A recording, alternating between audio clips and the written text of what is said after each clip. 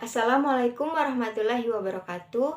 Halo semuanya, perkenalkan nama saya Ida Lestari dengan nomor pokok mahasiswa 2013053109, kelas 3B nomor absen 17, program studi PGSD Fakultas Keguruan dan Ilmu Pendidikan Universitas Lampung.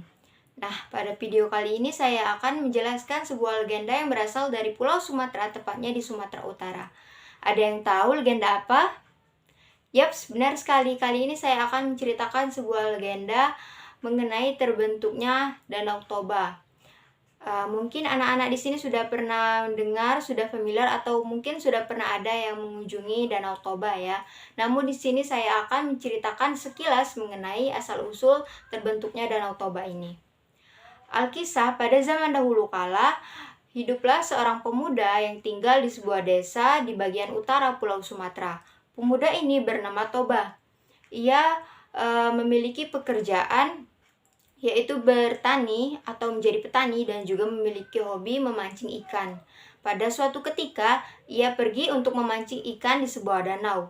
Betapa terkejutnya dia ketika ia menemukan suatu peristiwa di mana umpan yang telah dilemparkannya sejak lama ini dimakan oleh seekor ikan yang sangat cantik. Ikan ini ternyata adalah ikan emas yang berwarna kuning keemasan, dan ternyata ia juga bisa berbicara. Sontak hal tersebut membuat Toba sangat terkejut, dan seketika ikan tersebut berubah menjadi seorang putri yang sangat cantik jelita. Dengan kecantikan dan pesona dari sang putri, Toba pun merasa tertarik dan ia pun jatuh cinta. Toba pun berniat untuk memperistri putri tersebut. Putri tersebut bersedia untuk diperistri dan menerima lamaran dari Toba dengan satu syarat. Ada yang tahu syaratnya apa? Iya, benar sekali. Syaratnya adalah Toba tidak boleh menceritakan asal-usul putri ini berasal dari penjelmaan dari seekor ikan di kemudian hari. Nah, Toba pun menyetujui dan membuat janji bahwasanya ia tidak akan menceritakan asal-usul putri tersebut di kemudian hari. Mereka pun akhirnya menikah dan hidup bahagia. Tak berselang lama, berselang satu tahun, mereka pun dikaruniai dengan anak laki-laki. Anak tersebut diberi nama Samosir. Nah, anak dari pasangan suami istri ini ternyata memiliki sifat buruk, yaitu ia suka membangkang dan juga tidak pernah merasa kenyang ketika makan. Pada suatu ketika, saat Toba ini sedang bekerja di ladang, ibunya ini memberitakan Samosir untuk mengantarkan makanan kepada sang ayah di ladang. Samosir pun menyetujui dan menuruti perkataan ibundanya. Ia pun bergegas untuk mengantarkan makanan untuk ayahnya. Nah, di tengah perjalanan, ia malah bermain dengan teman-temannya dan lupa bahwa ia harus mengantarkan makanan kepada ayahnya. Bahkan, ia juga memakan makanan yang haruskan diberikan kepada ayahnya untuk dirinya.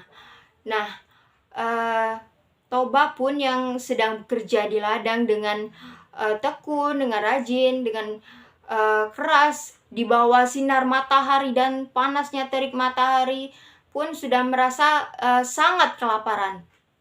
Ketika melihat Samosir datang, ia pun mulai merasa jengkel dan marah karena ia sudah tidak tahan lagi menahan rasa lapar yang telah ditahannya sejak lama, sejak tadi. Samosir pun datang dan ternyata makanan yang dibawakan, yang diamanahkan ibunya untuk diantarkan kepada ayahnya ini telah habis. Mengetahui hal tersebut, Toba pun merasa sangat marah.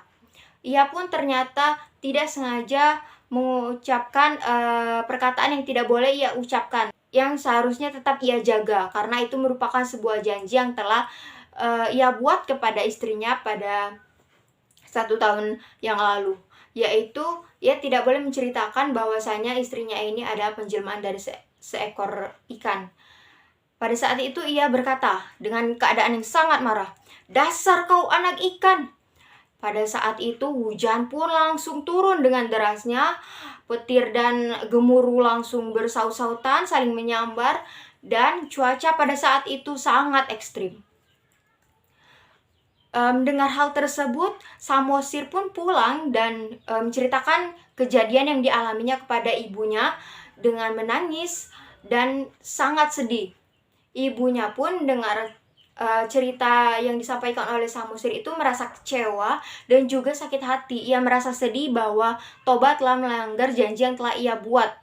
Bahwasanya ia tidak boleh menceritakan asal-usul tentang dirinya. Ia pun memerintahkan Samosir untuk mencari dataran tinggi dan berlindung di sana, mencari bukit yang tinggi untuk berlindung di sana. Samosir pun menuruti apa kata ibunya. Lalu dengan derasnya hujan yang turun pada saat itu, akhirnya desa tersebut pun terendam banjir dan tenggelam seketika dan berubah menjadi danau yang sampai saat ini kita kenal dengan sebutan Danau Toba. Dan pulau yang ditempati oleh Samosir pada saat berlindung itu saat ini dikenal dengan nama Pulau Samosir. Ibunya yang saat itu sangat merasa kecewa dan sedih, akhirnya berubah wujud menjadi seekor ikan kembali dan juga menceburkan dirinya ke dalam danau tersebut. Nah, itulah mungkin sekian legenda Danau Toba yang dapat saya ceritakan. Ada banyak sekali pelajaran dan pesan moral yang terdapat dalam legenda Danau Toba ini. Yang pertama adalah kita harus menepati janji yang telah kita buat. Karena sejatinya janji itu adalah seperti hutang yang harus kita bayar. Jika kita tidak dapat menepati sebuah janji, maka kita jangan berjanji. Kita harus bertanggung jawab atas apa yang telah kita katakan, apa yang telah kita perbuat, apa yang telah kita janjikan. Maka dari itu, jaga selalu janji yang telah kita buat. Yang kedua adalah jangan marah secara berlebihan kepada seorang anak, karena sejatinya anak itu masih membutuhkan bimbingan dari orang tua, apalagi terkhusus dari sang ayah. Apabila anak melakukan sebuah kesalahan, kita sebagai orang tua harusnya tidak memarahi anak secara berlebihan, melainkan kita memberikan bimbingan dan arahan secara tepat kepada anak kita. Lalu yang ketiga adalah belajarlah menjadi seorang pemaaf, karena kita sebagai manusia ini tidak luput dari kesalahan. Maka dari itu, kesalahan apapun yang dibuat oleh orang lain, oleh manusia, khususnya oleh anak kita harus belajar memaafkan mereka dan menasehati, memberikan nasihat yang baik, hal-hal yang positif, dan juga memberikan contoh yang baik mengenai kesalahan-kesalahan mereka tersebut, apa yang seharusnya mereka lakukan, lalu memberikan bimbingan yang tepat. Jangan menindaklanjuti kesalahan mereka dengan sesuatu yang secara berlebihan tidak baik. Belajarlah untuk memaafkan mereka. Lalu yang keempat adalah berpikirlah sebelum berucap, karena seperti yang kita ketahui, penyesalan itu selalu datang di akhir. Maka dari itu, sebelum kita melakukan suatu tindakan atau perbuatan apapun, kita harus berpikir dengan jernih terlebih dahulu. Pikirkan apa akibat dari sesuatu yang akan kita lakukan. Maka dari itu kita akan terhindar dari hal-hal yang tidak baik dan juga akan merugikan diri kita sendiri. Berpikirlah dengan jernih, dengan kepala yang dingin, dan jangan membawa emosi dalam mengambil keputusan dan juga mengambil suatu tindakan. Karena seperti dalam peribahasa, apa yang kita tanam itulah yang kita tuai. Maka dari itu hal tersebut mengisyaratkan kepada kita untuk berpikir terlebih dahulu dalam melakukan suatu tindakan. Baik, mungkin itu saja pesan moral dan juga cerita legenda yang dapat saya sampaikan. Apabila terdapat tutur kata yang kurang berkenan atau kata-kata yang kurang tepat, saya mohon maaf. Kepada Allah saya mohon ampun. Saya akhiri wabillahi taufiq wal hidayah. Wassalamualaikum warahmatullahi wabarakatuh. Sampai jumpa.